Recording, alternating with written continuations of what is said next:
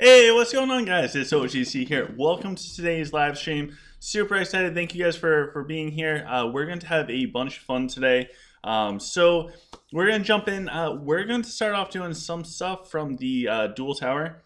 And then I got some more submissions from the OGC community members for reviewing their actual heroes and PvP formations. So we'll do that. Hopefully help some people out. Glad to see everybody here. Love to see all of you guys. We have Ali here. We have Zanny. We have Jerry. Jerry is MVP. We need to think of some way to celebrate Jerry. So if you guys come up with any good ways to celebrate Jerry, let me know. We have Kumari. So hello. We have Nico. Welcome, welcome. So let's jump in today and let's start off with some dual towers. I don't think I've done any yet. So it will be pretty cool to start this process. I haven't even done any for today. I think so. I'm going to drop down just because I'm going to. Every time I live stream, my performances are not as good because there's a bunch of people watching you play live. So what we're going to do is we're going to do our best. My goal for this season is really high. I would like to get 4,250 points at the end of the season. The season ends in 2 days. I think that's really high, but I'll be happy with 4,200. I don't think I'm going to get that during the live stream. If I do, then we'll keep going just for content's sake. But yeah, so let's jump in. And we're going to start off, actually, oh no, I should have made sure everything was set up right. All right, so anyways, we're going to hashtag wing it with this one. And we'll see how we do. So Tiago's here, Fallen's here, Fruso, we have AOC the End. We have a bunch of good people here. So actually, we're going to,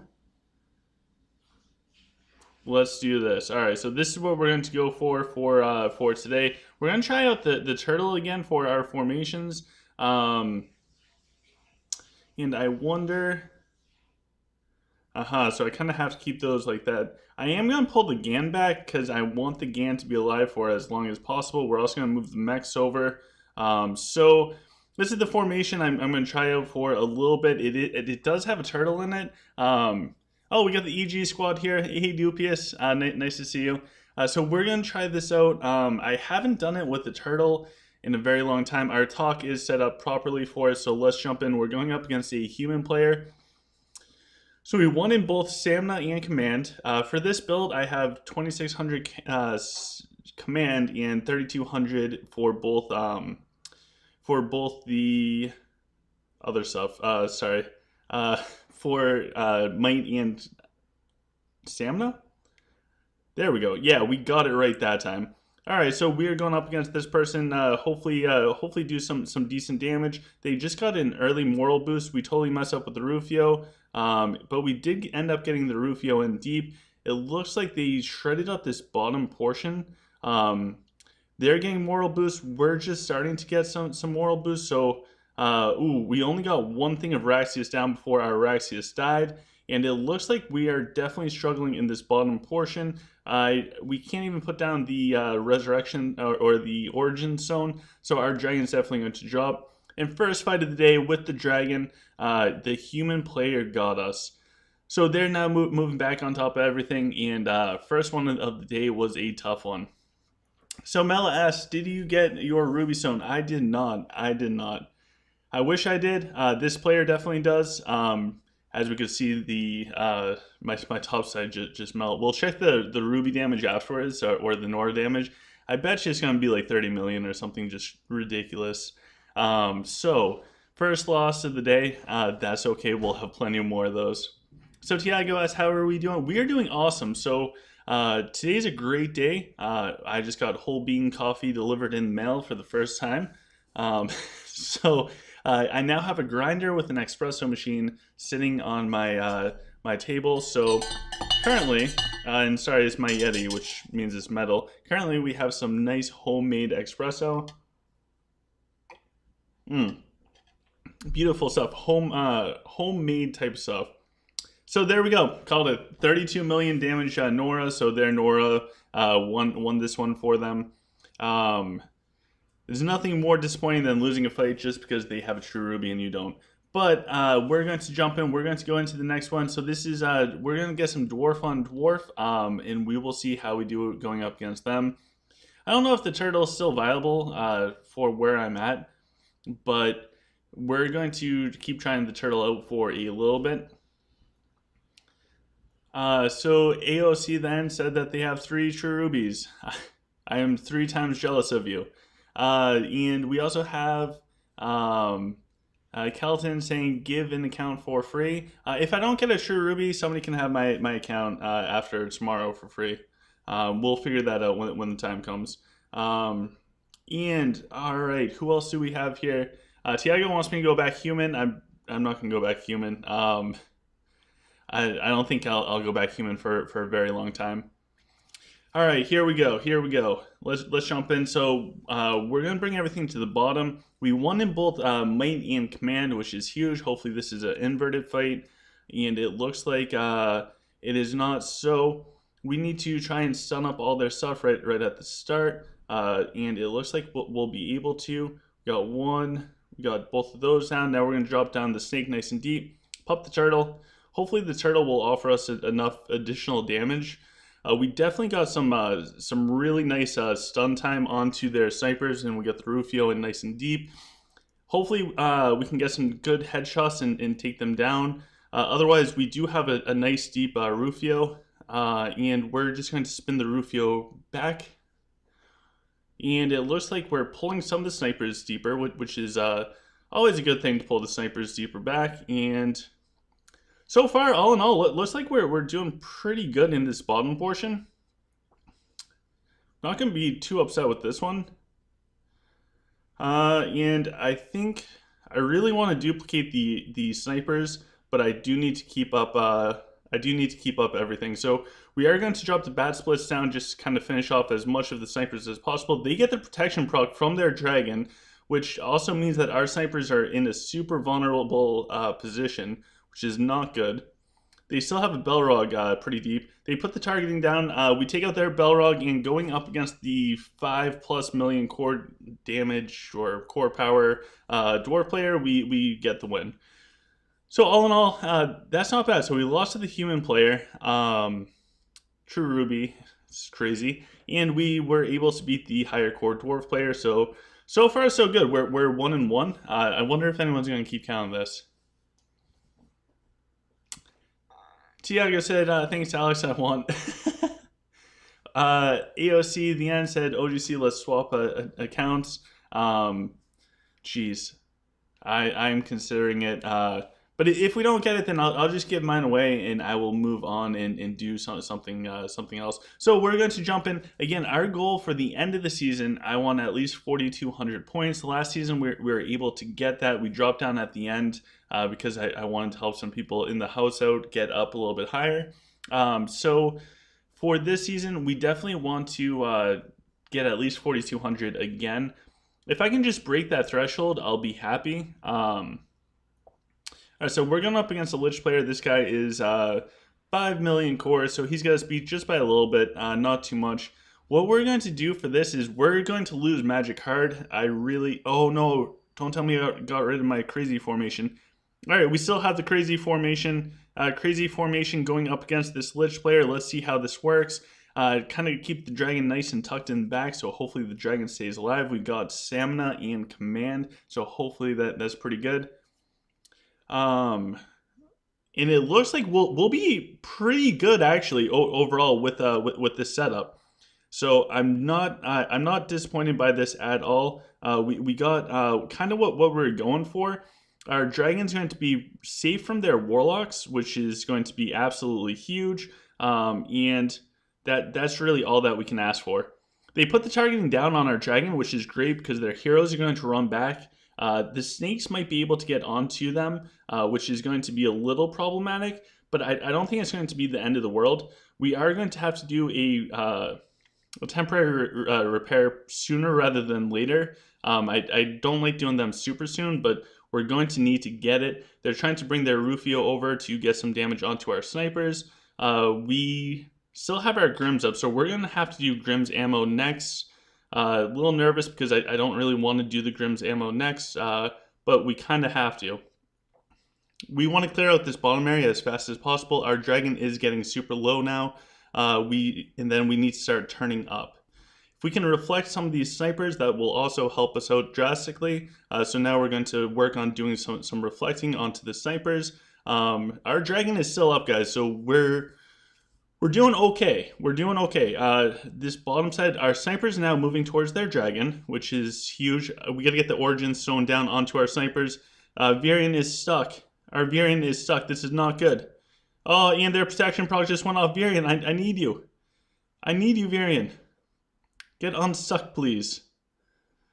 Oh no, they're coming at our snipers. Everything's dropping. All right, so it looked pretty good. We still have a Denji up, it looks like, and Denji's now down. So they were able to get us. Honestly, I'm not disappointed with this one. I think we did pretty good for our hashtag crazy formation. So I'm not upset with this one.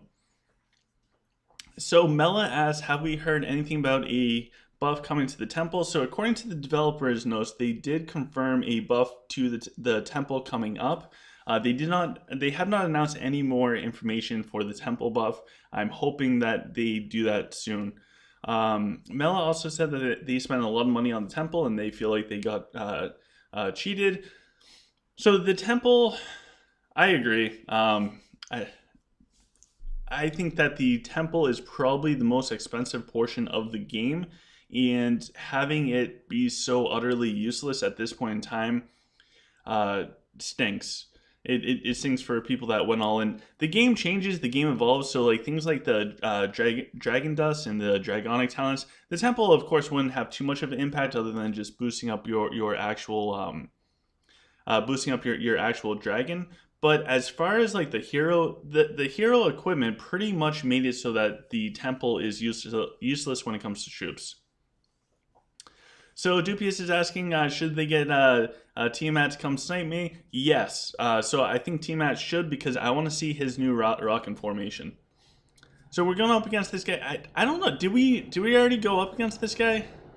I feel like this guy looks super familiar. Alright, so we're going to start off and we are going to pump out a bunch of those things. We're also going to go like that and drop that down there. Alright, so far so good. Looks like we're doing okay. Our Gan's stunned up, which I'm not super happy with, but it looks like we're able to... we're actually doing some pretty good damage in this top portion. Our Gan is down, our Rufio is now down, our Gafgar is getting mad low, so we need to do that temporary repair before we lose Gafgar. Our Talk unfortunately is already down, which that is not good. So next thing, we are going to get another snake out there and we're going to redo the ammo. We're going to keep this ammo up. I think our Bazrex is relatively safe. Oh no, we still have the troop reflecting thing. Okay, cool, so we can get more snipers. Let us reflect. All right, we're reflecting on this situation. I don't know where their Bazrex is, but our Ophidius is now down. We're going to save our bat split so we can hopefully get it onto the enemy snipers if we can get close enough. We're going to drop one of them down just because our Bazrex is super low. We got to kill the enemy Nora before the Nora kills our Bazrex, and the enemy snipers just killed our Bazrex. And it looks like we're going to lose this one. They were able to blast through the bottom side and take out the top. I think between the Nora and the snipers, they were able to take out our snipers. And we have...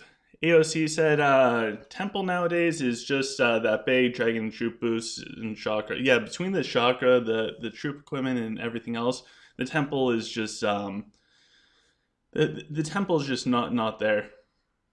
Alright, so this guy actually just powered through with his snipers in that top portion. I mean, his Nora did decent damage, but we also did decent damage with our Nora with the Reaper set. So let's go do one more with the turtle, see how that goes. We also have Dupius saying, oh, I got that one. Yad said, nice to see you again, OGC. Well, it is nice to see you, Yad. Always nice to see friendly faces. All right, so we're going to swap back down to this bottom side, and I think we're going to be pretty safe with this. Most of the Sylph, for some reason, it seems like their power side is always on the top. Ali said, "Can I get formation for 140? I tried yours, but it's working." Sonia's here. Hello, Sonia. How are you doing? All right, so we're going to just immediately start off with a reflect. We're also going to drop down a snake towards the back, so hopefully we can take out their Ophidius. That is going to be goal number one. And we now have the reflected troops and we have the Raxia stuff down underneath. The next big thing is we need to get a nice earthquake, nice and deep on this top portion, which we're able to, which is huge. So that's actually going to slow them down, hopefully a lot up there. And then the next thing that we're going to want to do is keep working on getting our Ophidius snakes near their Ophidius. We got the black holes from the Ring of Ragnir coming out. We're also going to do a temporary repair next. Our dragon is going to go down, which is not a good thing because our Ophidius also just dropped. But we do have the temporary repair, so we are going to be able to stall out for a while. I really want that guy to get moving up. All right, cool. So now, oh no, Bazarks, don't you dare disappoint me now. We are so close. Okay, they just used one bad splits, which is huge. We're dropping in bad splits pretty deep on them. I'm happy with that. They did nail our snipers with one of the bad splits, so that's going to be slightly problematic. They dropped another bad splits, which is going to cause issues. It looks like all of our snipers are down, and they still have the dragon. We still have some mechs up. I should have saved the. I should have done the origin stone sooner. All right, so I have a feeling this person is going to end up winning. We don't have any more DPS. I mean, we're doing a little bit of damage, but we just don't have any DPS to actually take out their dragon and stuff. But that is okay.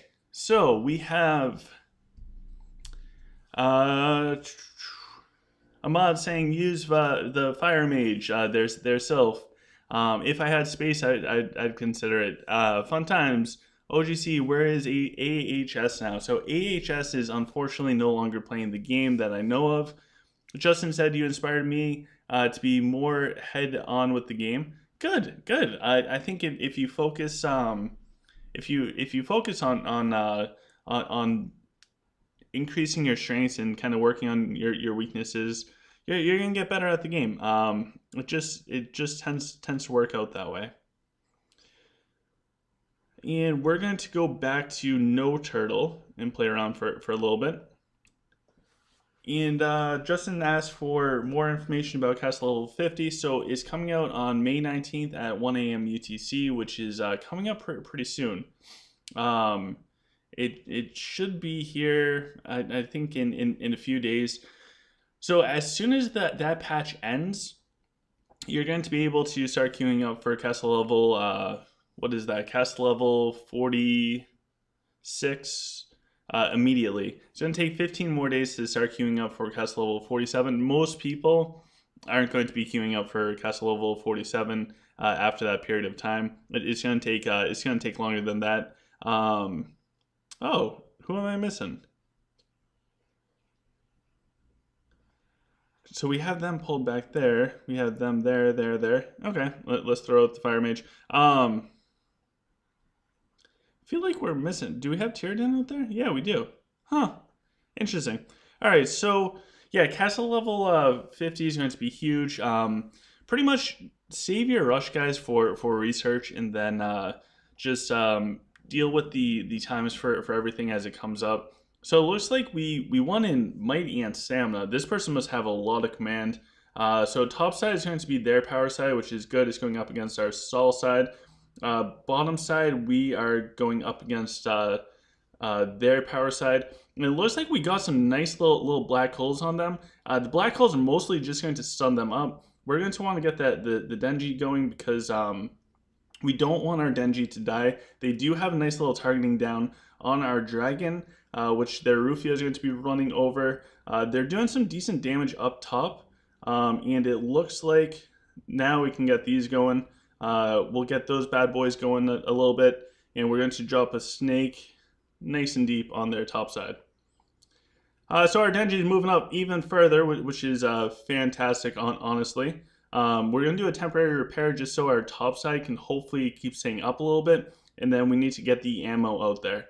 So I think their Rufio just dropped, which is huge. We're going to drop a bat splits nice and deep on them and reload our ammo because ammo is going to be crucial. It looks like we're still doing fine tanking on that top side, honestly.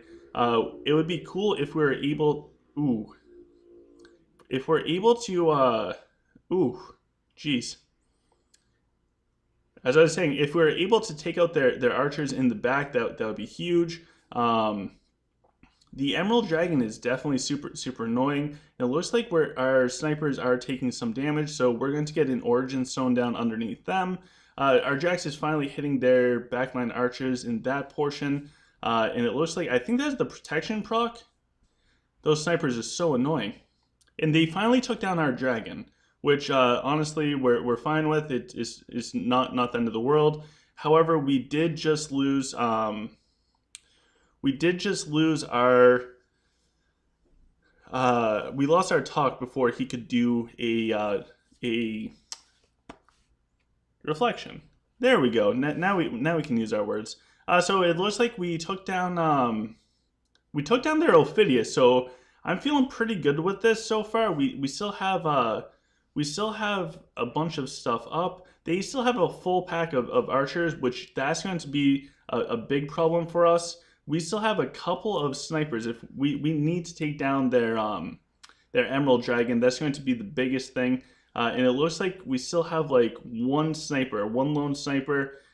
We still have the Jax up. If we can't take down that Emerald Dragon, then that's going to be the end of it for us. Our Jax is moving in, and I think our Jax might just be able to take it down. So we took down their Emerald Dragon. They're about to get a nice moral boost in that middle portion. Our Jax will luckily be able to take out everything from that, like the call to the cavalry. We have some snakes onto their archers, but their archers are about to get another moral boost, which is not good for us. We need our snakes to really kill off all of their archers for us. Hopefully they keep focusing the mechs, and it looks like our Ophidius is now starting to hit their archers, which if our Ophidius can get some of that nice little AoE damage onto their archers, that would be huge, and she is. We got the Ophidius damage coming out on the archers. Jax is able to take down the Templars. It is looking really good for us now. I don't know if we'll be able to win this in time because time might run out. We have 14 seconds, but we do. Okay, so their Belrog is down. I don't know where they're... Okay, we should have this, guys. So they just have a Nora up and some swordsmen. What a crazy fight. This one was all over the place. Our solid side was able to hold out. I should have done the Origin Stone sooner to keep the snipers up. This is becoming a trend with me, so I need to just put it down. So Tyrion said, thanks for the answer. We miss AHS. I agree. I miss AHS quite a bit. Zenny said, not away, Justin. Oh, for the new hero versus Bazrix. So I think Bazrix is still better than the new hero.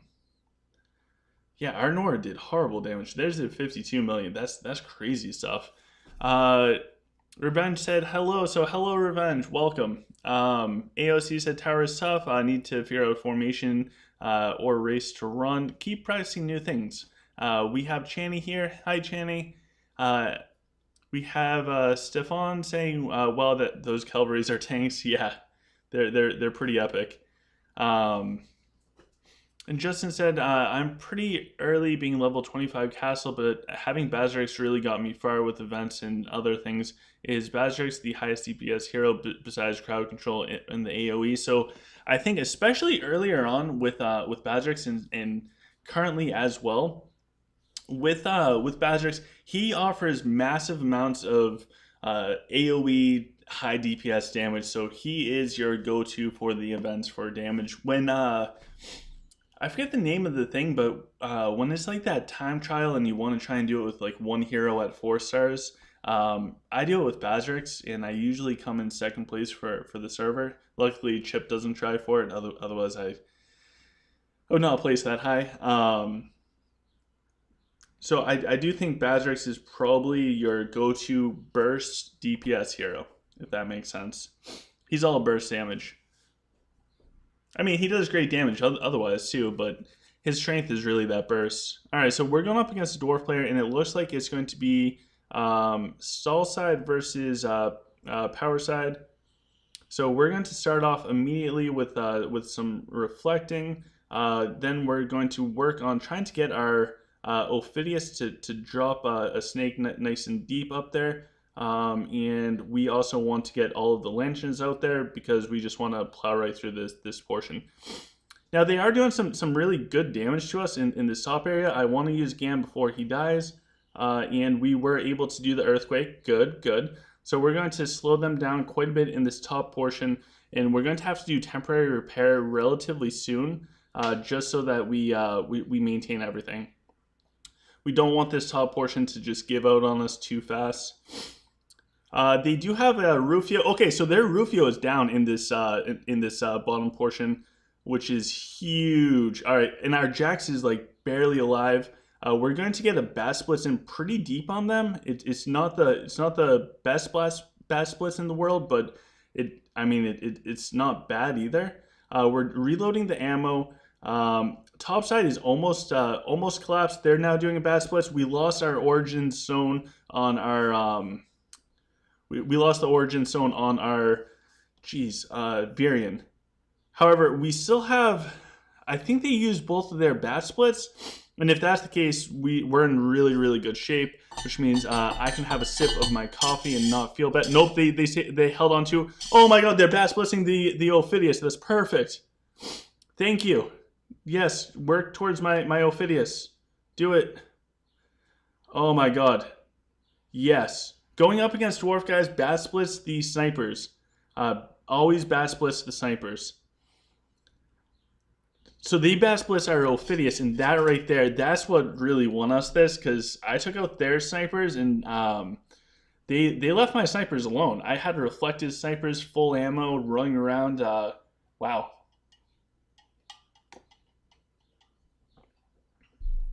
It makes the homemade, freshly ground espresso taste that much better. Let's check out the other comments. So Crazy King J said, "Nice win, thanks, Crazy King J." I think Crazy King J's in Global House. So if you are, please tell Dred I said hi. We have Awiz saying hi all. So hello. Sorry I butchered your name. Justin said, have to stay safe, guys, and OGC, thanks for every video. Stay home, stay safe. Thank you. I hope everyone's doing well during these challenging times. I hope you guys are safe. That's the biggest thing. That's everything. Nico said, remember to like the video. Nico is completely right. Please like the video if you haven't. 49 point something% of the viewers of this channel are not subscribed. So that means we could basically double the amount of subscribers. So if you guys are not subscribed, please take a moment to subscribe. It really does help out. It plays the ego and it boosts up the numbers a little bit. Looks like we're going up against the Lich. Let me know real quick in the chat, should I do crazy formation or a normal one? Stefan said, Alex, being Lord of House in Drake is the single way to get Dragon Scrolls. I'm not sure. Single way. So there are multiple ways. Sometimes in the Lucky Wheel, they'll put it in for hitting different tiers. I think it's like the 120 or the 200 roll thing. The other way is at the end of the season for Clash of Fate. When you get the end of the season Clash of Fate chests and you open them, you have a chance of getting them as well. You can also purchase them from the store for 3,200 Lunari. So there's a bunch of ways of getting them, but they're mostly expensive or super lucky. So AOC said normal formation, so we will go with the normal formation going up against the Lich. This is one of the reasons why I hate going up against Lich, is because if you watch this, my dragon's just going to instantly die. Andred said how to gain core power specifically, brother. Um, Honestly, don't worry about core power. That's the best I got for you, man. Don't worry about core power. There's plenty of other things to worry about in the game. Core power is not one of them. And it looks like, who did they just tag? What did they just tag? They just tagged some random hero of mine that just like booked it up towards their dragon. Oh, that's my Rufio. Why did they tag my Rufio? Okay, now they tag my dragon. So we might actually do decent up against this person because they totally whiffed it at the start as far as their tagging. Um, so I'll take that. Um, I will gladly take that. The bottom portion, we're doing fine. We're almost cleared out all of their skeletons. We're doing fine with our Sol side area and everything. They just jumped in with their Rufio, so I'm going to actually have to put down the Origin Stone now before everything just dies. And we're going to try and cover up the dragon a little bit too with the Origin Stone. I think that will help if ooh, geez, they're moving up really, really far. We're going to do our technical repair. We still have the ammo for Grims, so actually, we're going to do that. And I think, guys, unless something crazy happens, I think AOC, the end, gave us the right advice for all of this. And I think we should be relatively okay in this fight. I think we're going to win it. I do want to get Grims because our Jackson stuff is moving forwards. Nope, we lost Grims. Jeez, poor Grims. If I had 2 Solantruses, I'd put 1 on Grims. So yeah, core power for the person that was asking about core power. Don't worry about core power. Seriously, core power does not matter. Core power is a reflection of a bunch of other aspects. So what I recommend is focus on those other aspects and have a well-diverse account. And I'll show you what I mean by that in a second. So Thapa said crazy. Zandy said which hero summons the mini dragon. The mini dragon is actually spawned by an artifact called the Ring of Ragnar. So the Ring of Ragnar for me is on the Fenris. And don't worry, the guy asking about core power, I will come back in 1 second. The Ring of Ragnar, you get this by going to Drake. Once the full map for Drake is open, you can obtain the Ring of Ragnar. The Ring of Ragnar summons black holes. If you are lower level, what I highly recommend is you put this on Ophidius with the Dragon Necromancer set, the one that gives plus 40% damage, and your Ophidius will destroy the battlefield when that happens. As you progress up in core power and or opponents and everything else, what will happen is they will be running the pay to win codex, and when people run the pay to win codex, then they're going to kill your Ophidius, and the Ring of Ragnar doesn't matter, so then you move it onto Fenris. If any of this is too much information, just put it on put it on Ophidius, and down the line revisit the subject with us. Stefan said, is not a hero, it's the ring. Okay, they explained that. Channy said, Rufio has abs, that's why the enemy tagged him. And somebody said, I'd like to see... Oh, okay, so the person asking about core power, I can't pronounce your name, I'm sorry. They like our videos, big fan. Thank you for being a part of all this. Ali said that I mistakenly tagged your Rufio. Yep. And Brendan said, what server are you in? And hi. So, hi, Brendan. The server I'm in is server 40. I'm currently on Drake 56. So for the person asking about core, this is my account stuff. If you guys are curious at how strong my account is, core power is at 4838. So we're getting close to 5 million. If you look at this, there's a couple things that you're going to notice, and this is not a good example. This account is not a good example of a well-diverse account. Imagine like this, and I'm sorry that we go back on these examples, but I think if you want to make something personalized to people, put a monetary value on it. If you have a stock portfolio or any type of financial portfolio, if you go all into one thing, say you go all into the S&P 500 or stocks, what happens when there's a global pandemic and it crashes?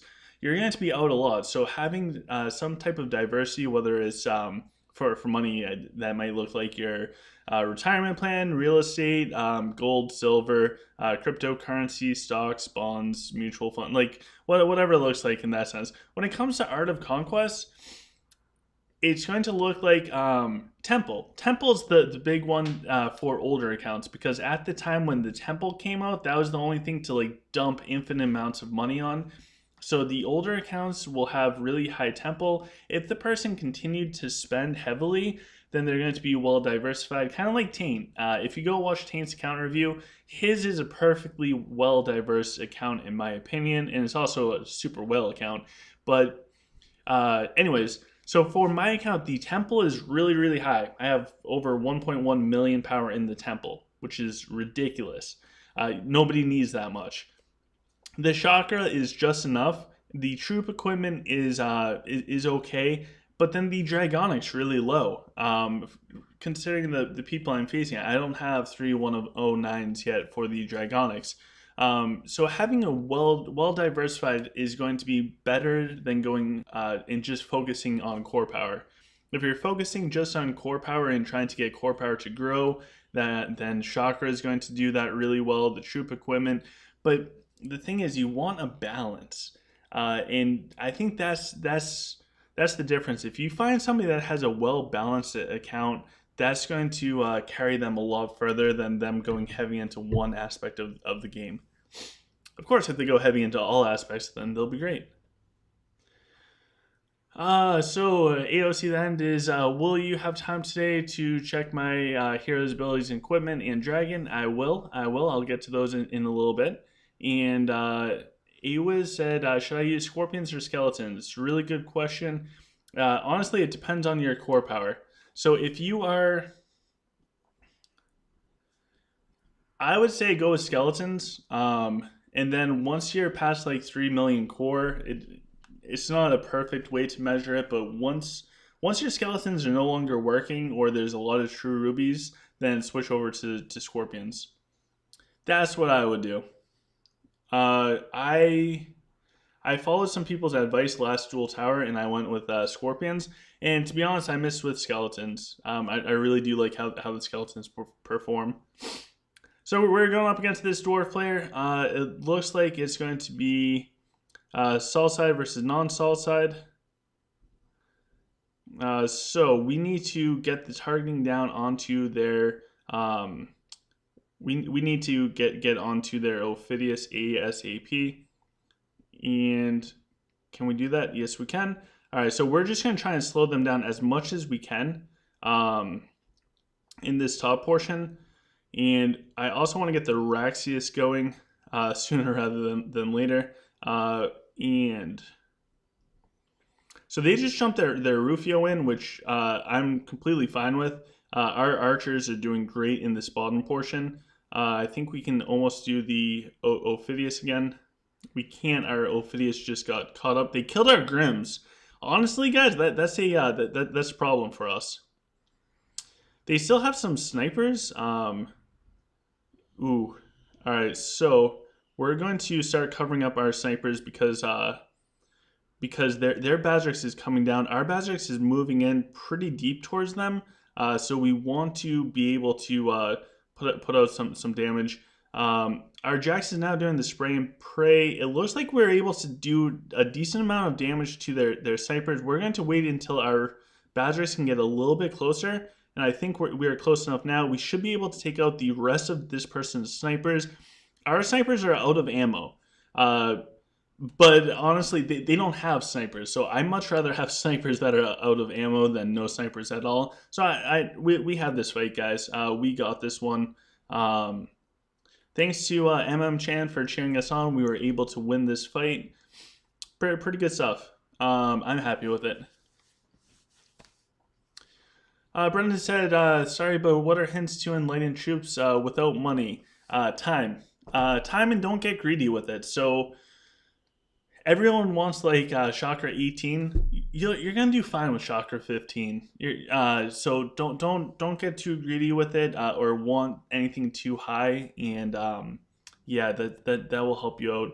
Alex, Stefan said, "How are you gaining such amounts of Lunari each time? Do you purchase daily Lunari bundles?" I do. I do a $5 purchase every day for Dragon Dust.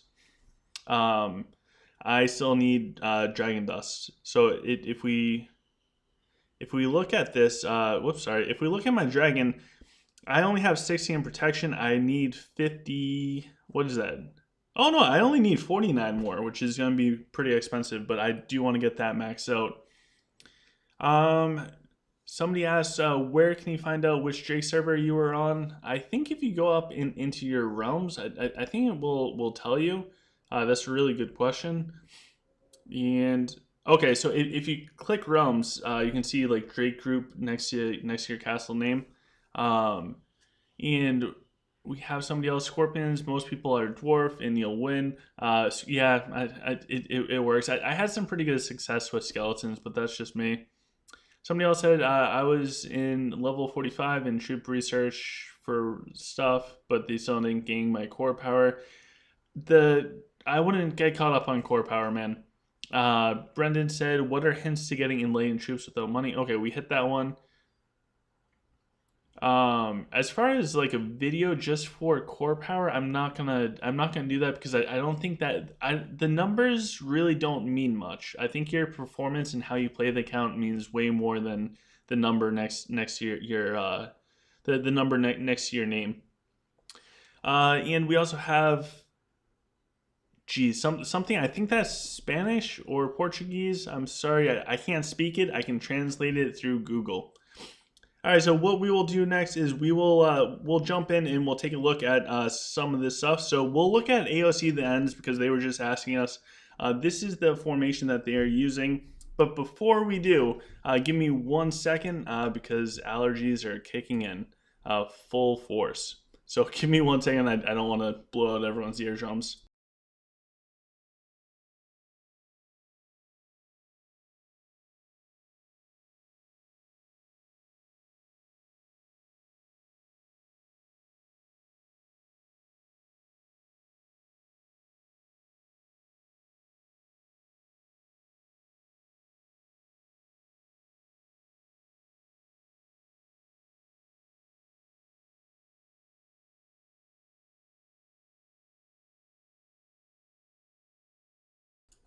All right, guys. Sorry about that. Whoa, did that work? Okay, there I am. Sorry about the little delay. Allergies are getting to me, and I don't really want to blow out everyone's eardrum. So this is AOC the end, I believe. He's dealing with humans, so please keep in mind, guys, I have not played human in a while. The first thing that I like is where his Lunella is placed. I'm assuming that she's got the Valkyrie's banner. We'll check that afterwards. Um,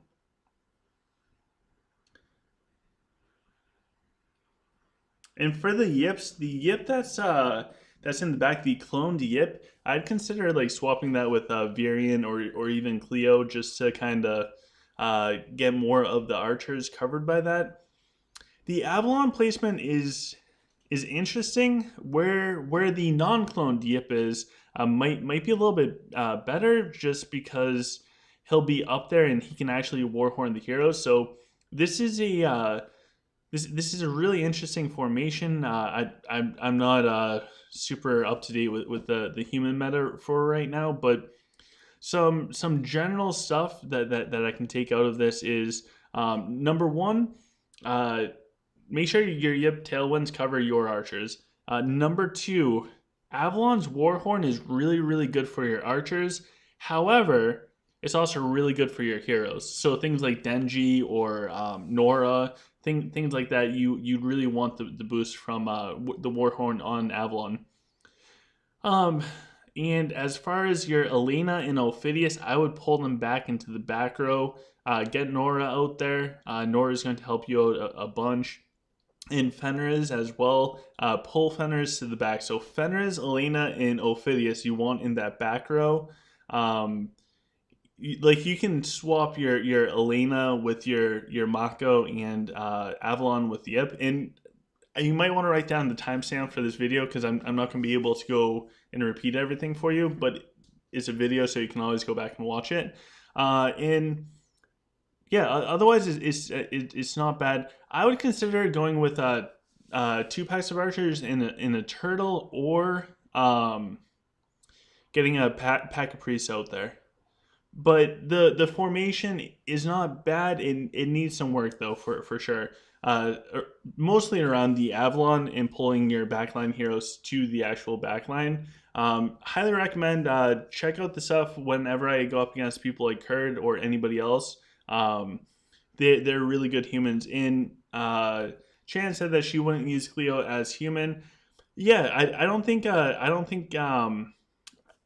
Leo's huge for humans. I see it a lot in in the silver and gold leagues. So I think for like lower level players, I think Leo's bigger there.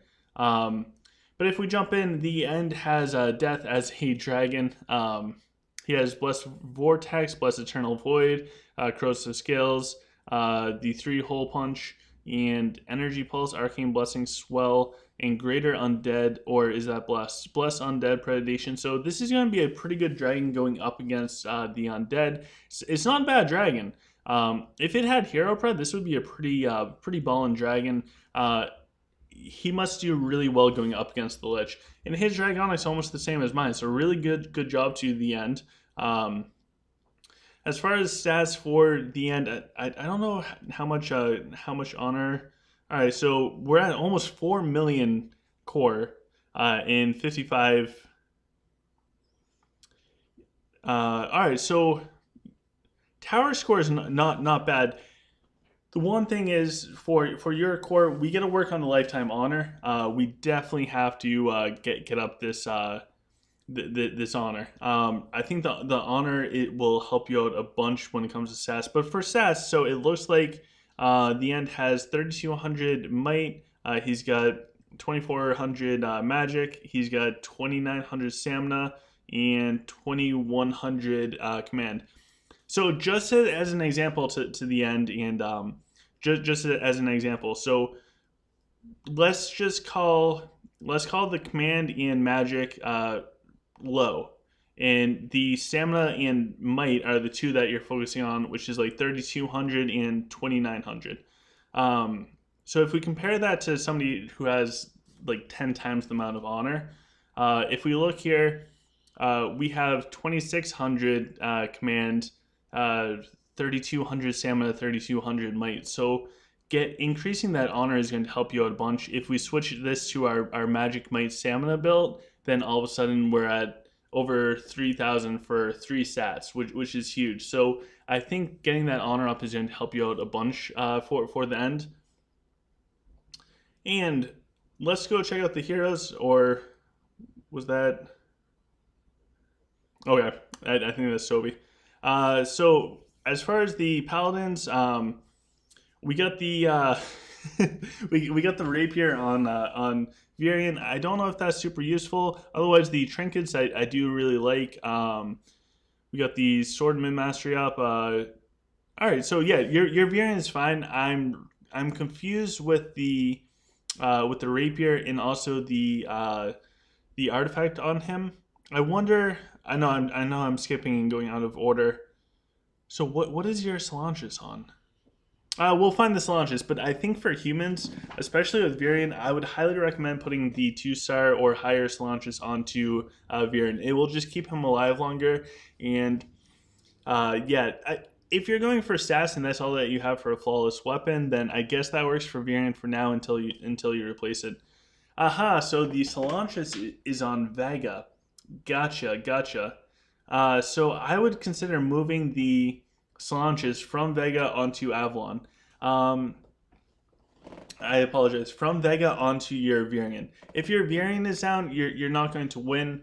So I would do that. 30% or 15%, depending on how many stars. More healing efficiency on Vega is really good, but keeping Varian alive is everything. Your Mako looks on point, man. Really good looking Mako. Denji. All right, good. So your Denji's solid. Your Denji's solid all around. Definitely like your Denji setup. Really good job, by the way, with your Molten sets. You get a bunch of flawlesses. And it looks like All right, cool. So your Rufio's good. Elena, so your Elena has the Lily on her. I think Flores will get more benefits out of having the Lily artifact, and otherwise your Elena's fine. You got Cezeo. So Cezeo has the Tectonic Axe on him. Your Cezeo looks fine. It's gonna get the job done. And as far as your build, it looks good. I would consider. I don't know. Maybe dropping Bladestorm and getting more Ninja Nimble. I switched my Cezeo build, by the way. I am liking the Ninja Nimble.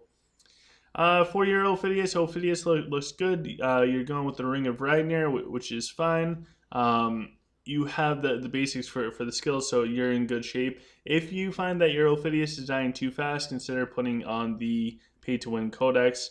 Your Lunella, which is placed well, also has the Valkyrie's banner, so your Lunella is in great shape. Bazrix. So Bazrix has the new. Wow, Bazrix has the two sets on him. Good for you, man. Good job.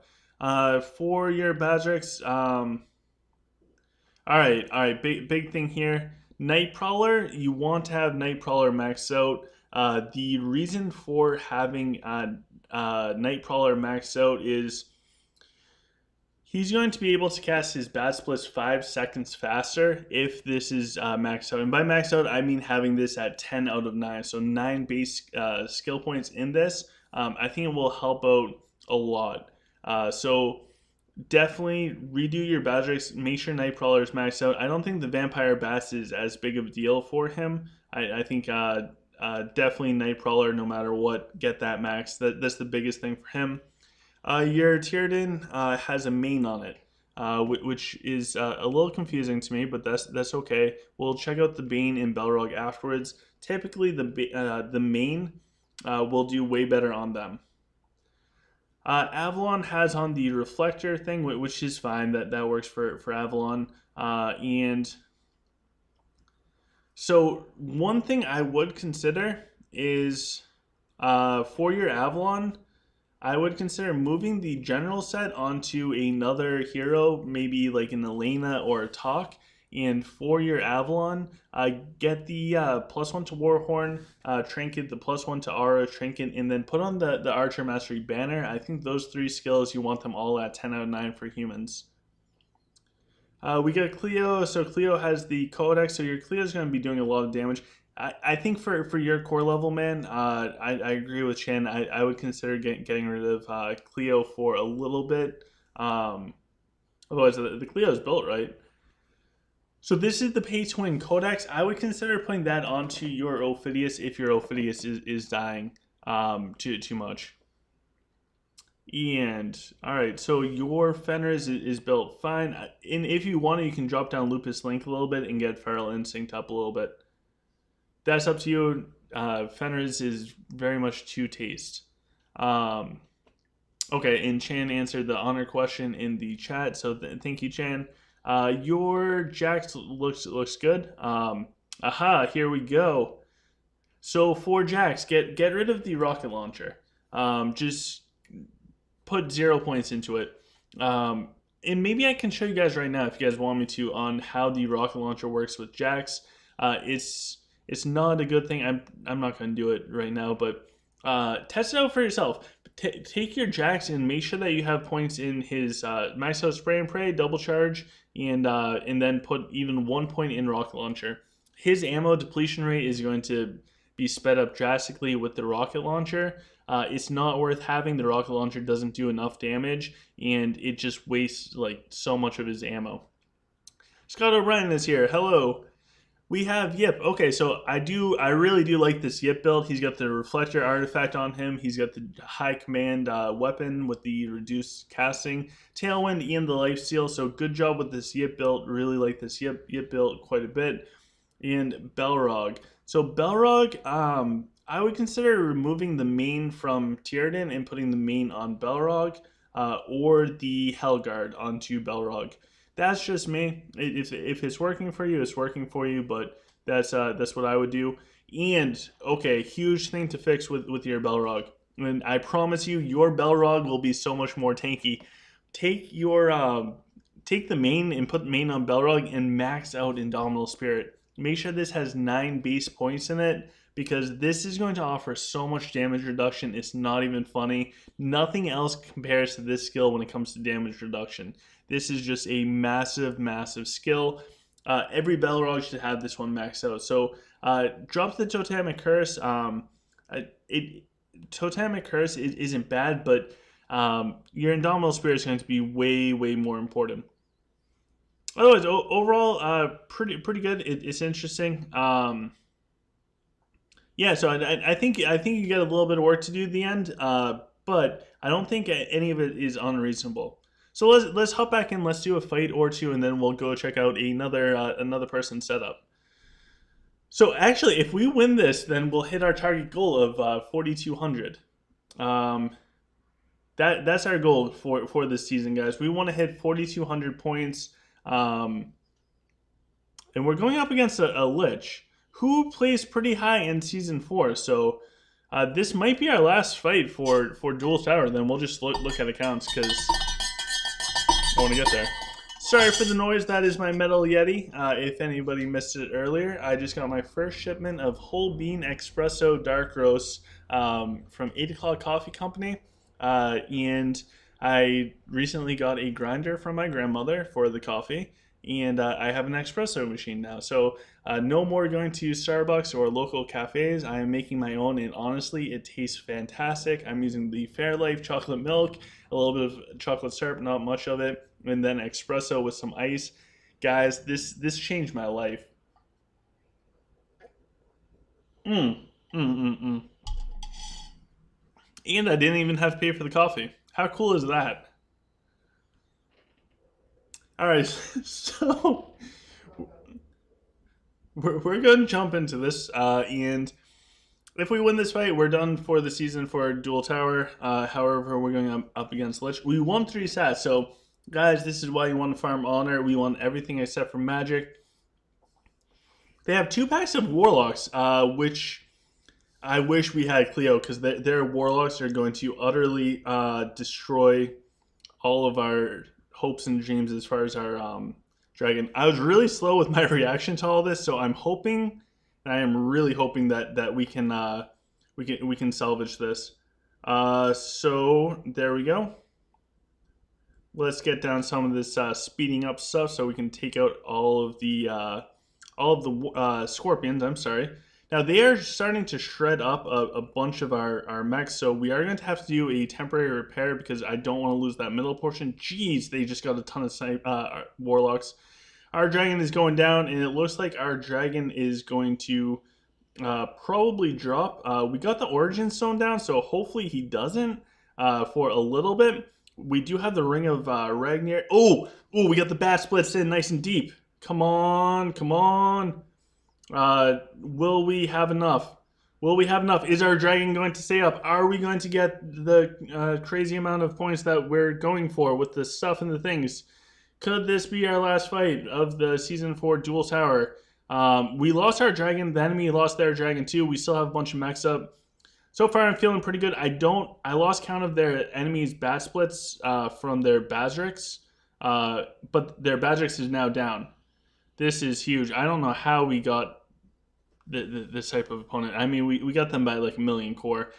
This player right here, just so you guys are aware, is below 4 million, and they're playing at like 4,200 points in the Duel Tower. This guy is insane. This guy is really, really strong, so good job to the guy that I just fought, because you are playing way above your core power. Yeah, this guy he's really, really good for his core power. He's got Noble Blood, Skills, Frost Nova, Arcane Blessing, Swell, Cosmic Storm, Energy Pulse. Oh my god, I am jealous of his dragon.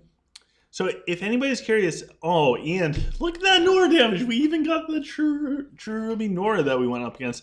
So if anyone's curious why you want to farm Honor, this is why, because I mean, winning three stats is huge. This guy went all out for magic. He's got almost 3,300 magic, which is crazy. So for my stat build, I gave up magic. They can win magic. I have a whole nother stat build that should let me win magic pretty decently. So yeah, that's I will take that. So we lucked out going up against this guy. We just hit the new threshold. We are now at 4,200 points. To be honest, guys, I'm going to be comfortable staying here. Um, I'll be happy with that. We might do more later on. All right, let's open this up. Do we get the flawless? And we did not. It's not even a big deal. I'm not worried about that. So let's go jump into our friend from the EG. This is going to be Revenge.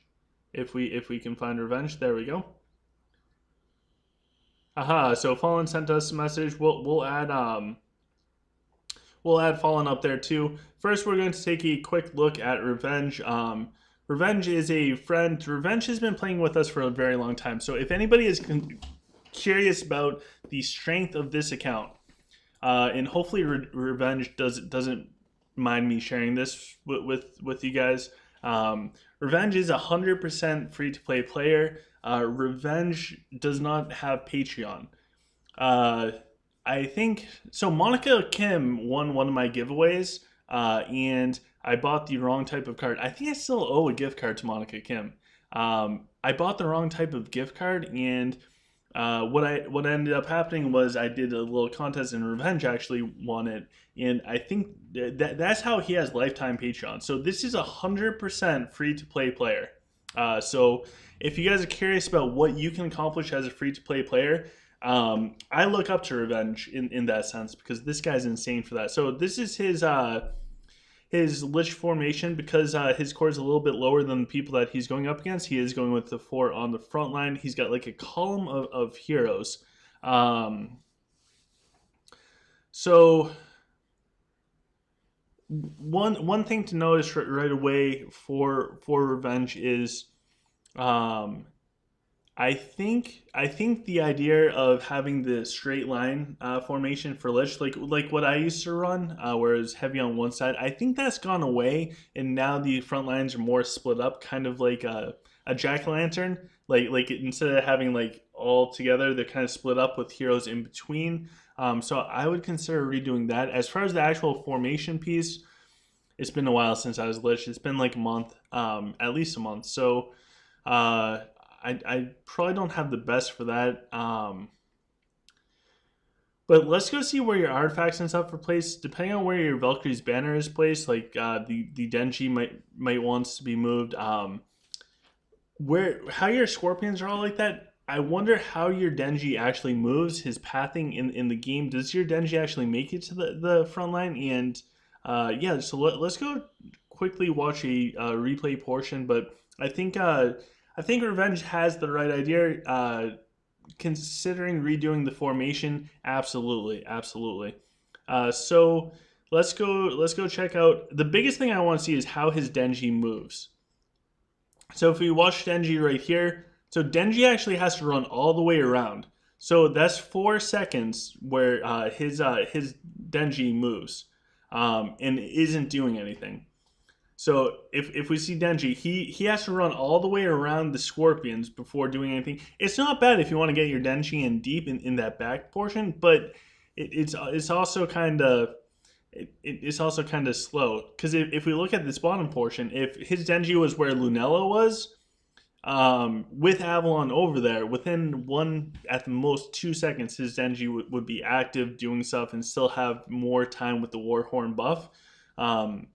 So I think if Revenge is going to run with the hero power side thing, it has to get the Avalon over there to boost up the heroes in with Denji. But he's got the right idea. So let's go check out Revenge's stuff. First, let's look at this dragon. Remember, Revenge is 100% free to play. So he's got Noble Blood, Frigid Scales, Magic Swell, Arcane Blessing, Frost Nova, Energy Pulse, Hero Pred. So his dragon is like my dream dragon if we replace the Frost Nova with Cosmic Storm. So He doesn't have the two max out for Affliction and Destruction yet. Again, 100% free to play. He has a beautiful, beautiful Azul Dragon though. Absolutely beautiful. I love it. I really do. Good job, Revenge. Good job. All right, so when we look at the heroes, he has Yip out there. So Yip has the Valkyrie's banner. I would replace this with I would replace that Valkyrie's banner with. Oh, okay. You have your Yip up front there, so I guess it works. But I would still put that on a melee hero. So then we have Nora. So Nora is set up pretty well. The artifact's a little weird for her, but that's okay. I would go with the new Sunbow thing or whatever, or the staple, whichever one you want. It is pretty solid. Aw. Sorry, I'm just reading the comments. You guys are awesome. I love our community. I love all the people here. Um, like Scott and Chan and Revenge and the EG people. God, you guys make me so happy. So, anyways, before I get all mushy gushy and everything, let's check out Revenge's variants. So he's got the Teutonic Axe, the Snakethorn armor, Lay Safeguards maxed out. Okay, so his variant's fine.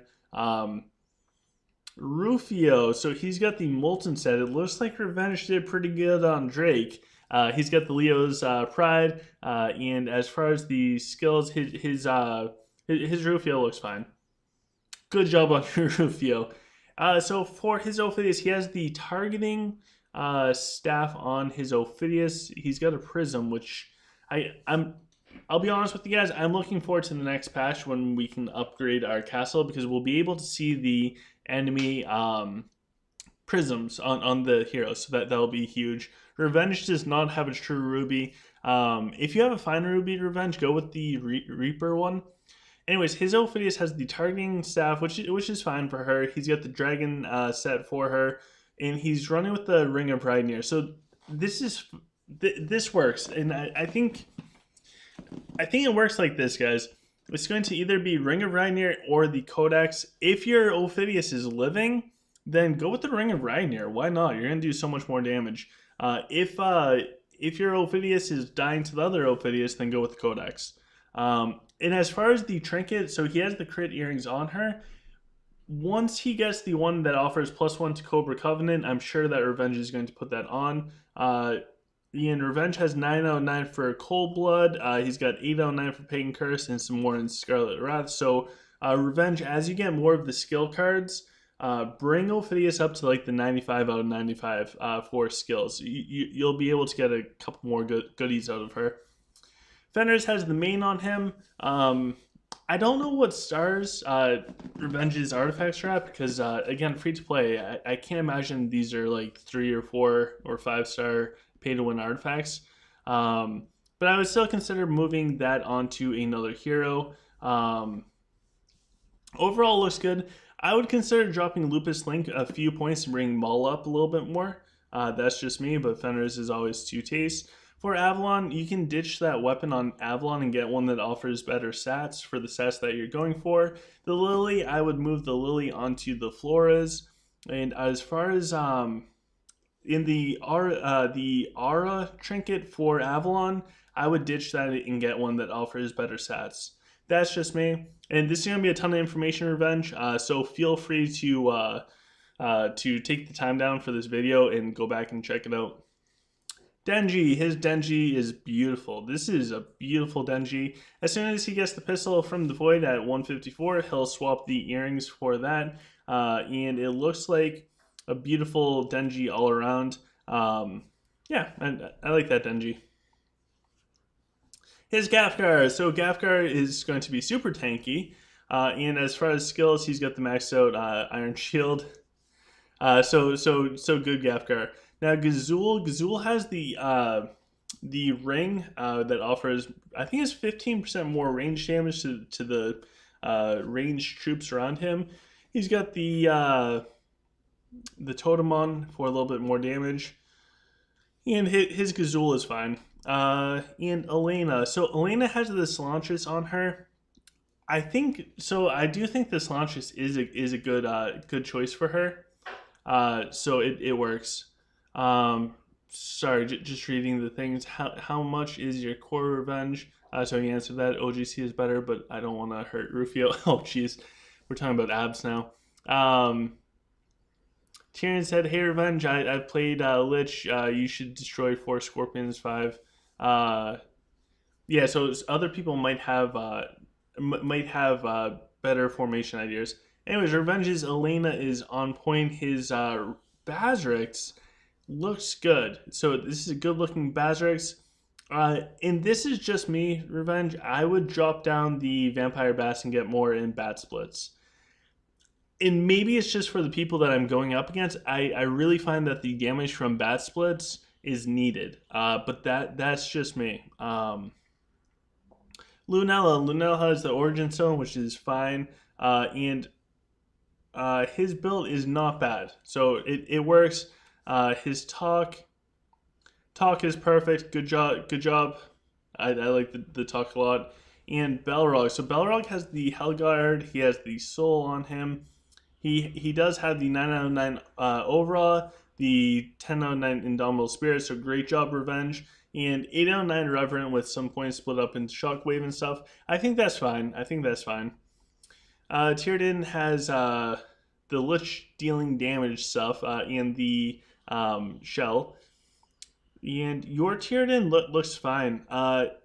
Honestly, what I would do, Revenge, when you have time, because the skills are going to be like 24-hour cooldowns, I would consider dropping the Aura of Retribution down to 8 out of 9. With the bonus, it would be 9 out of 9, and bring Divine Light all the way up to max. That's just me, but that's what I would do. So his Mako has the full set on. He's got the bow on Mako, and it looks like his Mako's set up fine. Jax. So his Jax is a beautiful Jax. Oh my gosh. And his Jax is set up good. I'm pretty sure Revenge has heard me a million times with the rocket launcher thing. Revenge is one of those people, by the way, guys, that I've been playing with for years. I didn't start playing with him a couple days ago. I started playing with him years ago. His Gan looks great. We get the Codex on the Fire Mage, and Fire Mage is set up perfect. I do like that Fire Mage. The Floras, I would take the Lily off of Avalon, throw the Lily onto Floras, and Floras is set up well. So all in all, Revenge, you're doing pretty good. So what we're going to do right now is we're going to look at the stats for a free-to-play player who is just about 3 million core, which is insane. So as a free-to-play player, guys, you guys can still get up really high with core. I'm around 4 million. He's free-to-play. He's like 3 million. There are thousands and thousands, and honestly tens of thousands of dollars difference between the accounts, and less than 2 million core difference. So as far as the stats, it looks like Revenge has 2,900 might, almost 2,500 magic. He's got 2,500 stamina. So the next thing that Revenge is going to need to work on is his honor. So right now he's at 81 million honor. It looks like he's in the gold league. He's getting really close to the platinum. I think he's going to hit platinum before the tower ends. But he just needs to work on the honor, get the honor up, get better stats, and he's going to do fantastic. So Revenge, good job all around. We're going to give him some love because he is awesome. All right, so that is Revenge, guys. Really good guy. I've been playing with him for a long time. So next one we're going to do, I don't know how to pronounce this person's name. I don't know where the okay, is this the formation? All right, so we're going to look at we're going to call this person Glory because I don't know how to pronounce their name. So there is this is going to be a really big project. I don't think I'll be able to cover all of it in this video, but the big takeaways from this is less heroes. More heroes, less troops. You can remove 2 packs of mechs and reposition all of the hero stuff. So on the channel, the OGC gaming channel on YouTube. There is actually a video about hero placement and troop placement. I highly recommend watching that and then coming up with a slightly different formation. And as far as the actual setup for the heroes and everything, let's go check that out real quick. So we have Three Hole Punch, Crow's Scales, Inferno, Vortex, and Greater Undead. So this is a good dragon for back in the day. It looks like this. Actually, can we see? Okay, so this person has relatively low honor, so they definitely have to bring up their honor. They're about 2 million core, so there's a lot of room for growth for this count. Same thing with the dragon. So it's not a bad dragon. Gotta work on saving up and hopefully getting some new ones. So I think Tyrion said that they need to go. So nice to see you, Tyrion. I hope you have a fantastic day. Revenge said, thanks for all the info, OGC. I'll start working on it right away. Yeah, hopefully you time-stamped it. I'm sorry that can't get more into detail with it all. So we'll start looking over this player's account, and it looks like... So the honor thing is going to be the big thing that's holding him back, and I think... So this is all in command gear. Let's see this one real quick. Is this one command gear too? All right, so I believe this player is going with all command gear, or very close to it, and the skills are all over the place. So I think before jumping into this one, because this one might be too big of a project for us to do for right now, they are a dwarf player. So this past week there was a dwarf troop and dwarf hero video. I highly recommend check those two out. And check out the formation video. So that's three to four really good videos, and take the information from those and then start applying it to your account. And I'll be happy to take a look at it after those couple of adjustments are made. But keep going with the game. You're doing fantastic. You're exactly where you should be. But we need to. We need to keep on progressing. So the next one is somebody named Mechman, who is 3 million core as well. They have 109 honor. So this person's around Revenge's level. Although I think there's a 200 point difference with them in when it comes to the actual dual tower.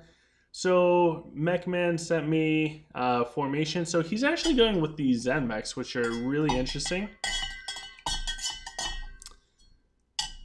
Sorry, I'm just reading the chat. You guys are awesome. Oh my god. So Thierry said, I hope you are all right, Dupe. I hope so too. Dupe is too good of a person. She's a strong person though. I have faith in her. And Shan said, we'll check later. Don't be lazy. Oh god.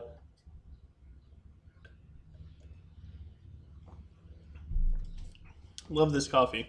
So Mechman. Alright, so one big thing I can see right away is Bane. I would swap Bane and Gafgar right away. I would get Gafgar for Dwarf off the front line. I think for any other race you can frontline Gafgar. That's totally fine. But for Dwarf, I would not frontline Gafgar, because before his shield comes up right at the start of the battle, he can get sniped and his ultimate might not save him. So I would put Bane up there. As far as everything else, the Avril confuses me a little bit, but he's got the right idea with all of this. I think he's got the right idea. And if he does not have, so Mechman, if you do not have a true ruby, I would consider putting 2 packs of snipers on your power side. And also, I think I'm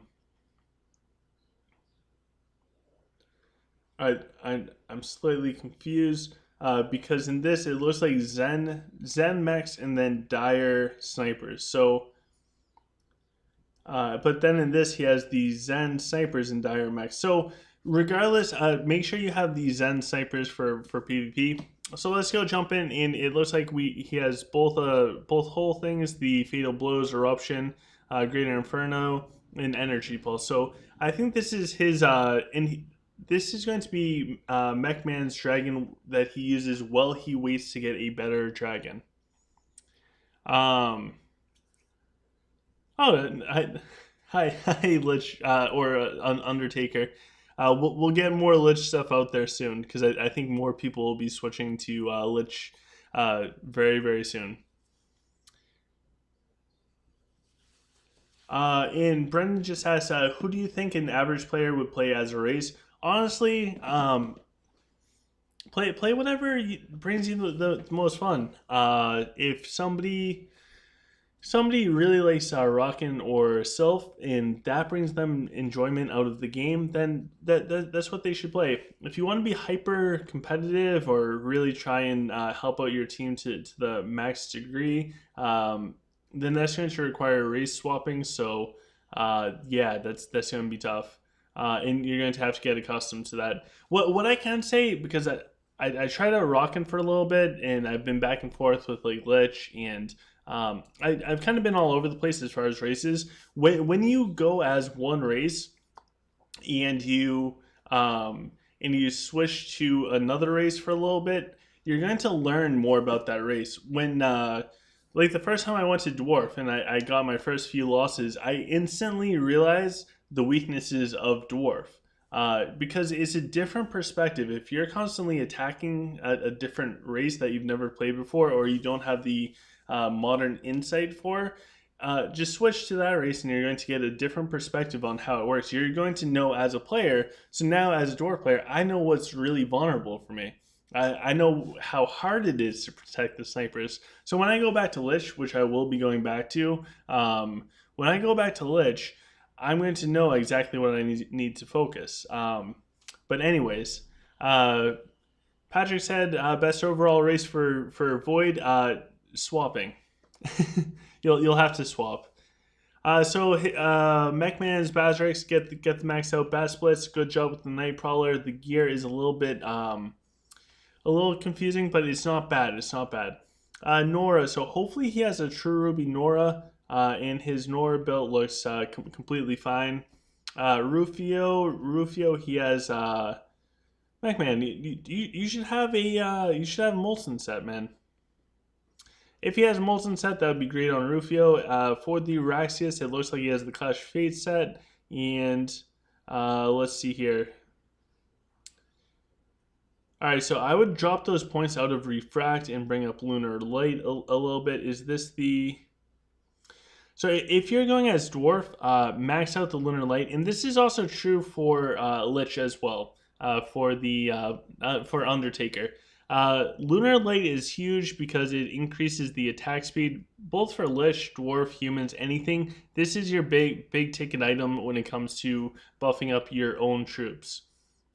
The Abyssal Light, I think the Abyssal Light is no longer a big thing in PvP. There was a time when you could take out the human archers by putting the Codex onto Raxius, having maxed out Abyssal Light, drop down that lantern and just watch the human archers run. I think now, with all of the troop equipment and everything, then I think the humans have too much health, or any range has too much health for Abyssal Light to just drop them by itself. So I think going for the Lunar Light max out and Curse Light max out is going to be huge. Of course, have 1 point in Abyssal Light for the Mantra Bead procs, which feel free to throw on the Mantra Bead.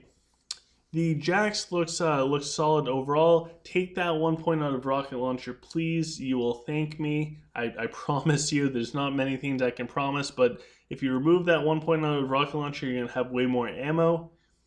And bring up the Double Charge. Double Charge is a very good skill.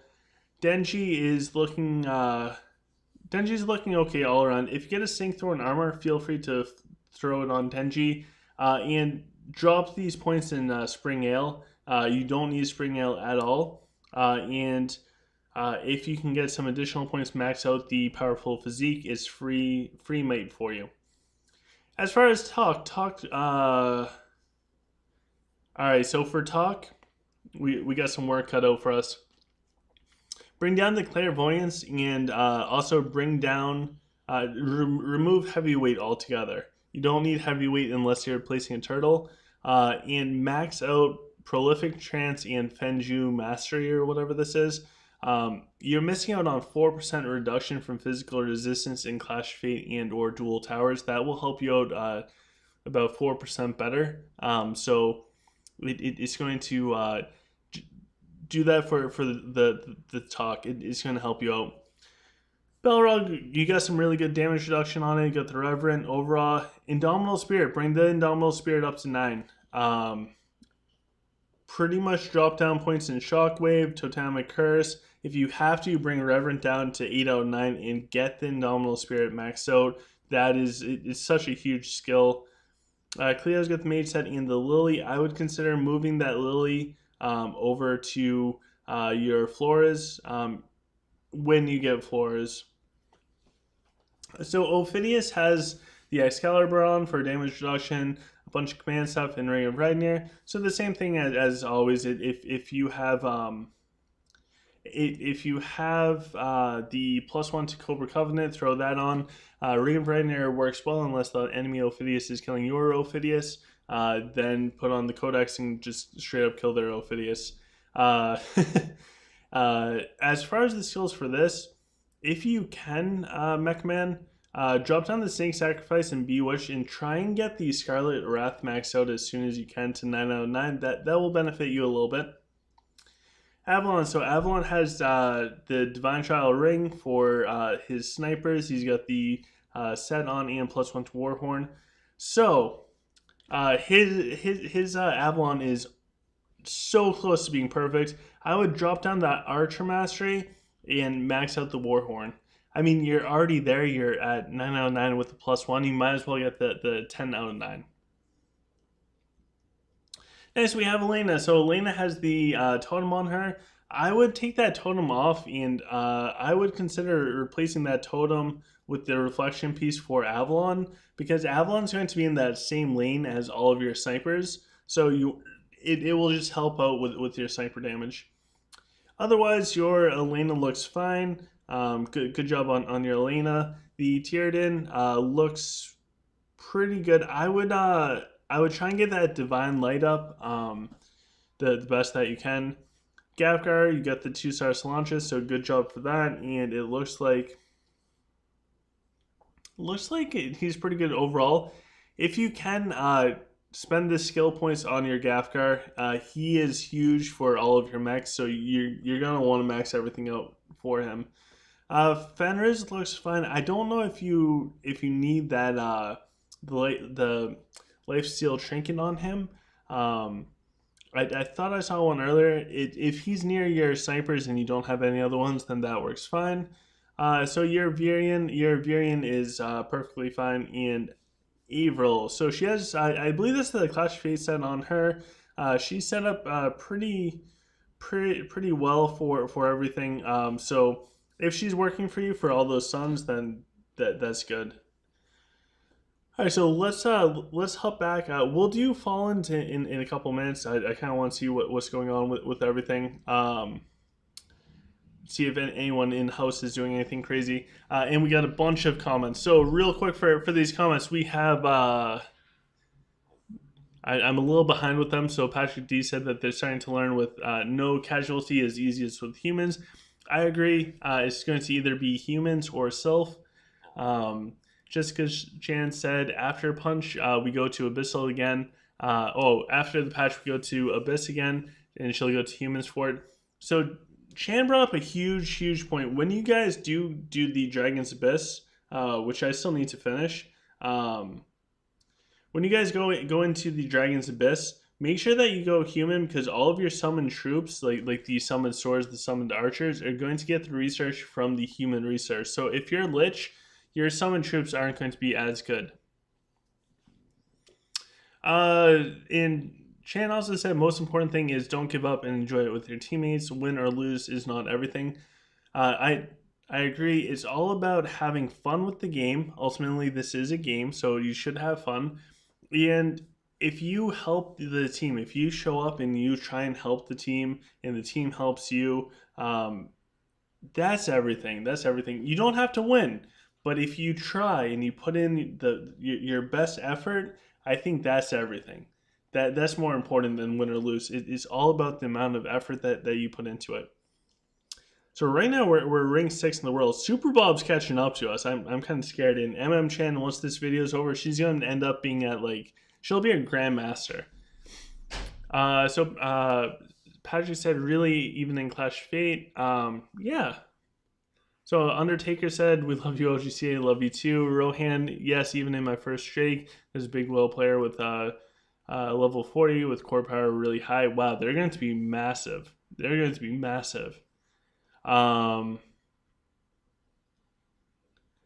So yeah, and I'm glad the chat's working.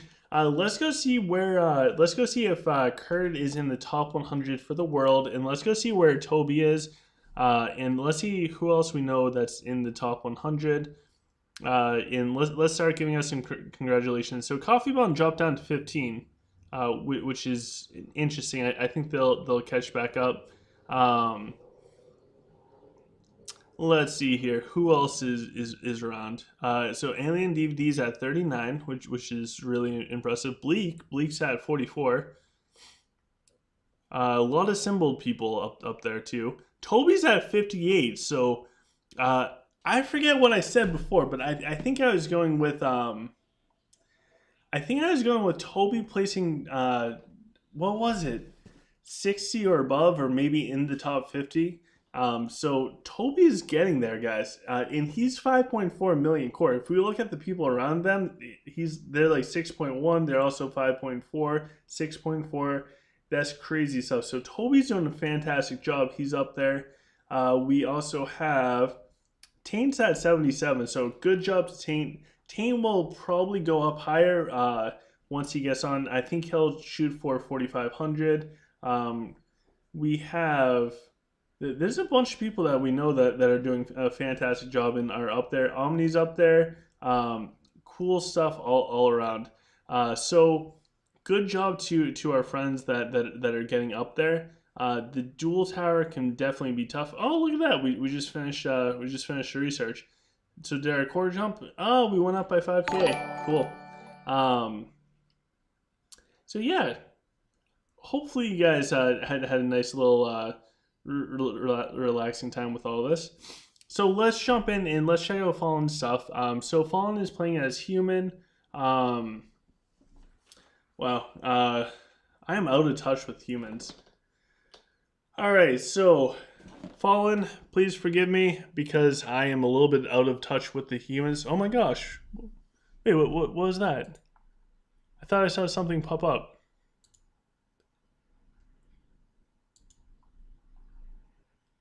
Wait, hold on. Hold up. I thought I just saw like a donation thing pop up.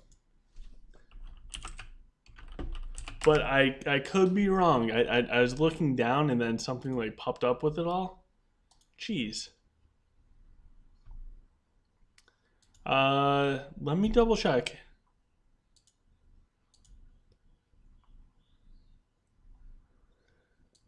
All right, so I'm confusing myself here.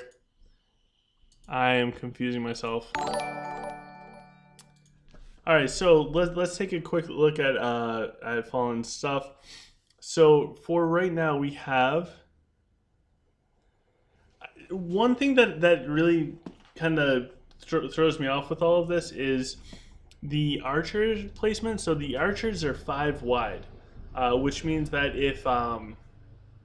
if we have 2 packs of archers and they're like staggered how they are in this, then there's going to be a big difference as far as everything else. You're losing out on the hero placement. So even if you had 2 packs of archers next to each other, you're going to have space for 5 heroes in the back, compared to if they're staggered, you're only going to have room for 4 heroes. And for your Avalon, for any time that you are human, you need the Avalon to give Warhorn to the archers.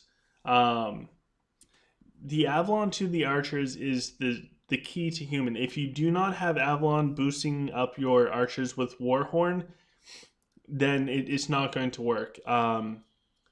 So for this, we have a pretty decent formation. There's a bunch that we can work on with this. Um, getting the getting the archers together, and let me see if I can run somewhere to show you real quick.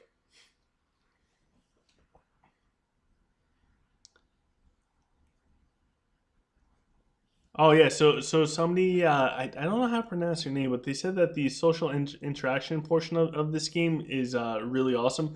I agree that the interaction portion is great. So mechs are the same size as archers and swords. So if we are playing as human and this is our front line, so this is kind of what uh please forgive me if this is way off. Um, I think it was like that and then like that or something. If this is like our setup and these back two are archers, we're losing out on a lot of space. So what I do recommend for humans is instead of even setting it up like this, I'd pull it back 2 cells. So what that does is that opens up more space for you to put down heroes, and then for your archers, I don't know if I have archers. I don't have archers, but even doing something like this, that's going to open up a lot of space for heroes. Hi Brian, nice to see you. So having more space for heroes is just it's going to allow you to get more heroes out there, and it's just going to feel better overall. So what I was saying with the staggering and why I don't like the staggering is if this is our setup in backline, but then we take we take these and we stagger them like that. Now we can only have 4 heroes out there. But if we had it where it was the two are equal, then you can have a total of 5 heroes out there. See what I mean with the staggering? The staggering doesn't. It's not going to maximize the space. Thank you, Mr. John. So the top link in the description of this video, if you guys do choose to donate, will actually pop right up. So yeah, so feel free to check that out. So that's why I recommend having them together instead of all staggered, because the staggering is not going to help you out, especially for human. So the other thing is when it comes to your dragon and talk, they also fit pretty well together, whether you want to do it that way or this way. So I do recommend Fallen to just consider starting over with the formation. I think if you spend some time with the formation, maximizing everything, I think you're going to get really good results before even doing anything. Um,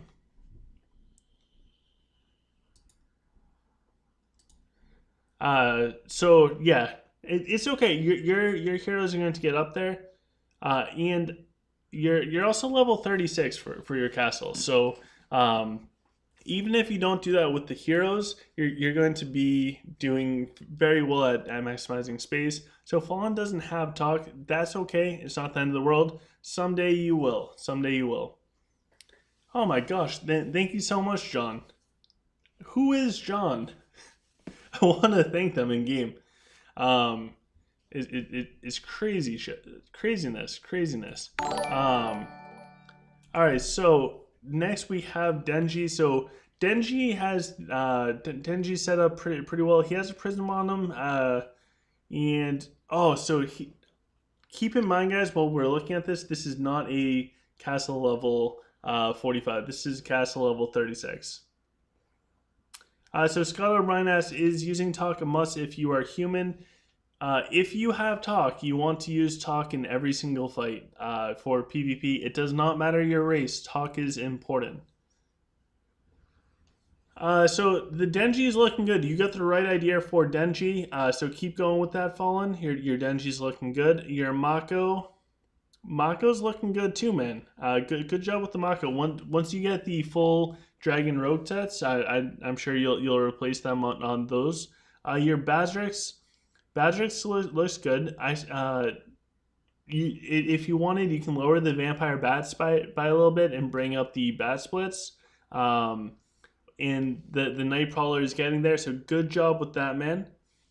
You are tiered in. Oh my gosh, John, you are amazing. I don't know who John is, but um, craziness.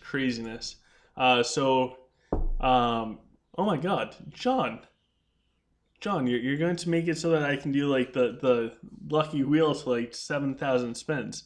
Um, somebody asked, is it possible to beat a whale in Clash of Fate? Yes, it is. Anything is possible in the game. So Tiernan is set up pretty well. Um, it's a level 30 Tiernan, so it's definitely on the lower side of things. Next time you get a Tectonic Axe, I'd recommend putting the Tectonic Axe on her. Um, oh my god. So Avalon set up well. Once you're level 50, get the Warhorn Archer Mastery and Aura up to 1009. Jax, all right. Oh my god. So Fallen, amazing job. You have no points in rocket launcher. Good job, Fallen. Good job. And otherwise, your Jax equipment looks fine, man. Good job. I'm proud of you.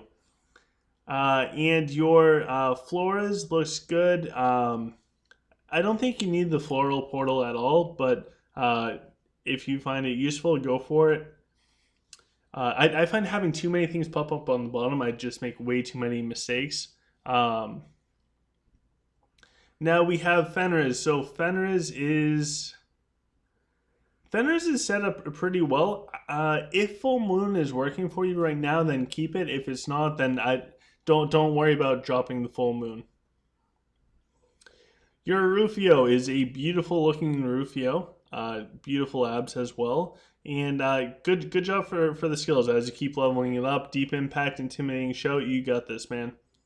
Your Cizeo. So Cizeo, yo. Cizeo's looking fine, man. He's looking very good. Nora, you get the bonus range from the trinket. And skills are fine. I would consider throwing on like a Staple or the Sunbow thing onto Nora, depending on how well she's going for you.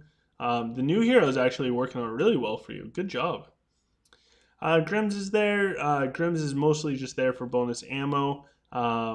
So that he's working fine. You can redo the weapon if you wanted for more stats whenever you get it.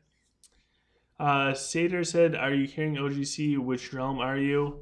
Um, I can't hear you, but I can read what you're saying. I'm 40 and Jake 56. So Ryxius has this is an awesome Ryxius, man. It's a very good Ryxius. I don't think you need the point in Metamorphosis, but if it's working for you, then who am I? There's a big difference between Fallen's gameplay and what I do. So I'm not going to necessarily tell him exactly like what people are doing at 4200 in Duel Tower at Castle level 45 because it's a different game. It's a totally different game if you're Castle level 36 versus 45. And everything changes. So for the Ophidius, as soon as you do get the Ring of Ragnir, I would throw the Ring of Ragnir on Ophidius. As soon as you can bring up Cobra Covenant, and then your Ophidius is going to be doing much better. Your Viridin is set up well as far as gears for the human race, and your skills are huge. Keep working on the Crusader Shield. That's going to help you out a bunch. And Belrog. Everybody loves Belrog.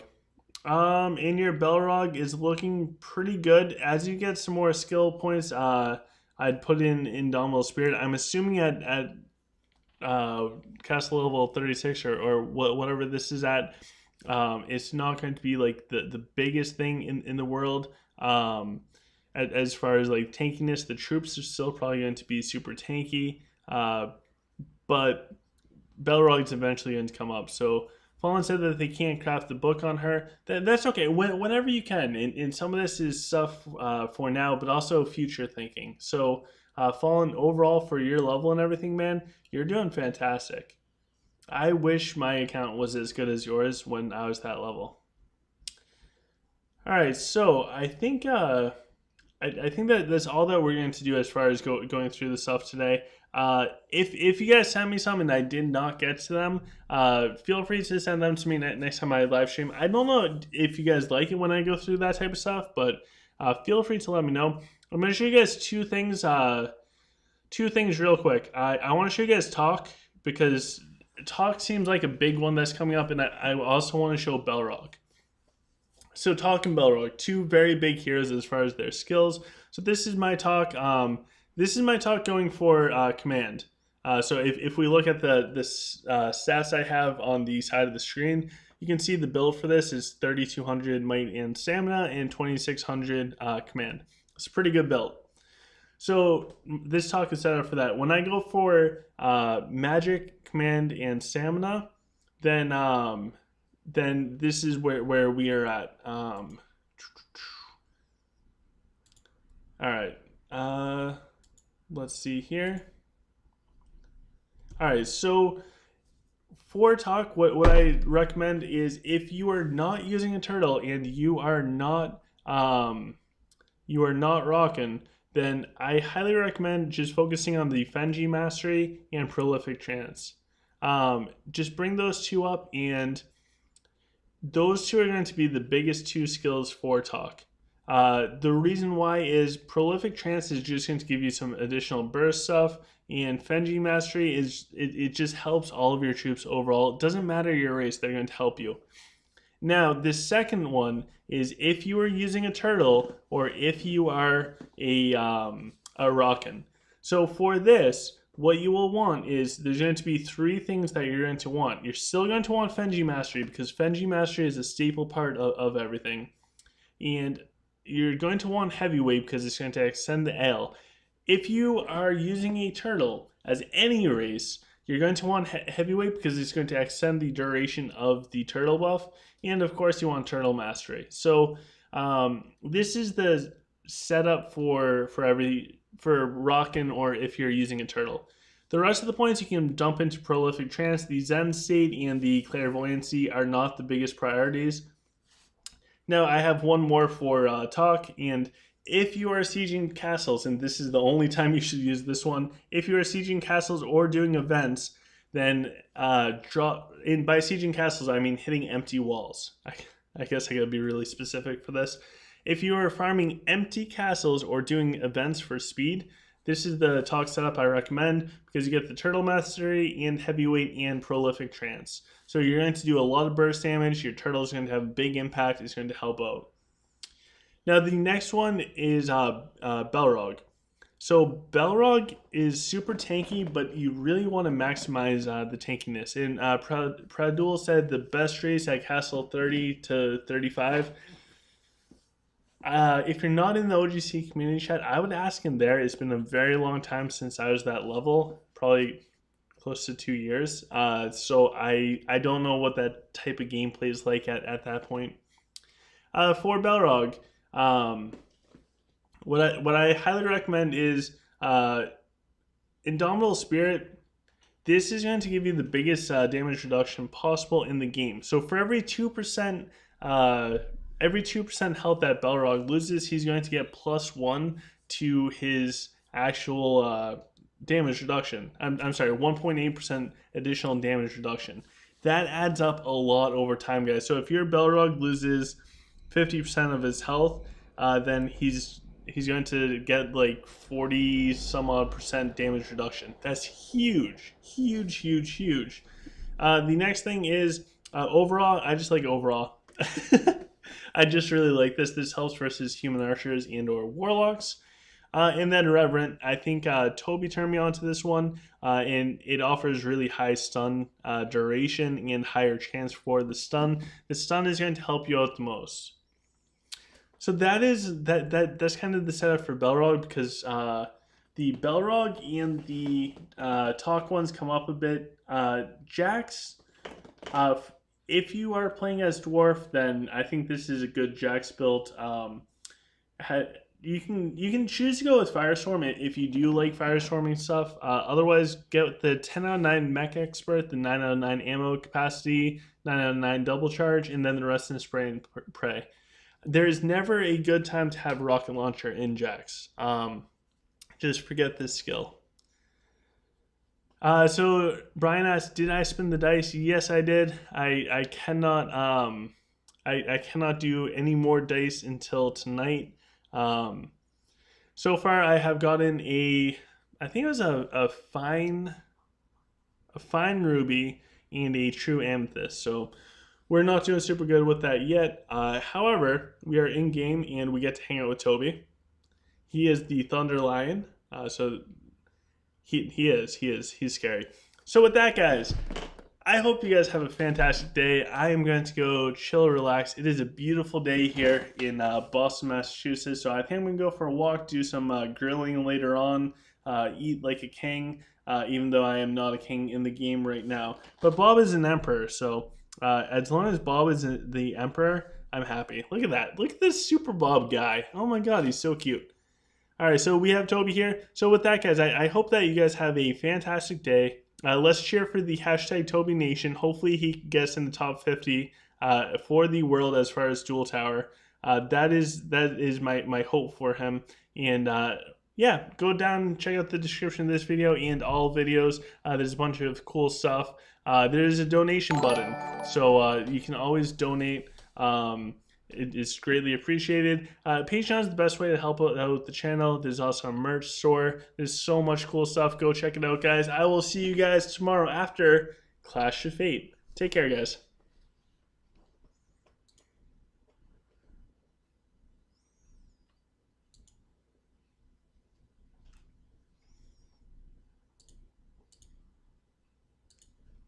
Boo.